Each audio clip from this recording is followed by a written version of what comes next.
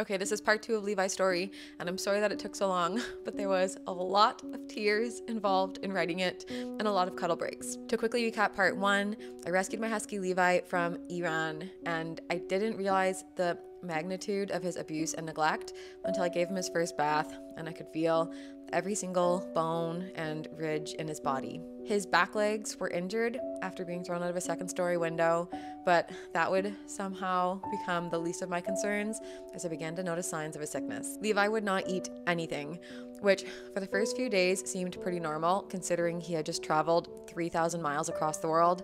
But after like a week of not eating, I started to become desperate to get him to put food in his belly. Here I was supposed to be nurturing him back to health, and he was only getting sicker and sicker. And I remember feeling like such a failure and wondered if I should have let somebody more capable adopt him. And on top of not eating, he was always so hot and so lethargic. And then he started to get these eye boogies that I'd have to clear out every few hours. One morning I came to wake him up and I saw just a puddle of drool underneath his head because he'd been breathing through his mouth all night. So I took him to the vet and they ended up giving us medication for a sinus infection. We started him on those meds and like magic, his eye boogers went away and his nose cleared up completely. He still didn't have a huge appetite, but he was at least eating a little bit, which felt like progress. But that's when it happened for the first time. I obviously don't have any videos of this because it was hands down the scariest night of my life. But Levi's nose started bleeding, and I'm not talking about a couple drops of blood. It was pouring, and the closest open vet hospital was over an hour away. So we threw him into the back of the car and raced down there, and he laid almost lifeless in the back of my Jeep because he had lost so much blood.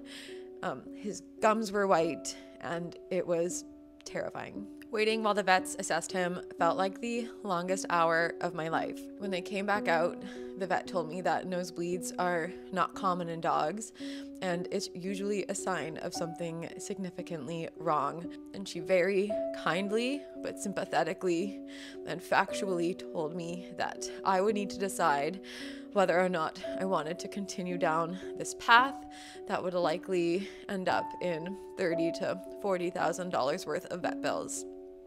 I was devastated. I cried the whole car ride home. And when we got back, I just laid with him on the floor and held him because I knew that I couldn't let him go. He had already been through so much hurt and pain, and he deserved to live and to be loved. And I promised him on that car ride after picking him up from the airport that he was safe, and I intended to keep that promise. So I didn't know how. I just knew that I couldn't let him go, and I would figure it out. Okay, I'm gonna go collect myself. I will come back with part 3. I promise the story has a happy ending. I will see you then.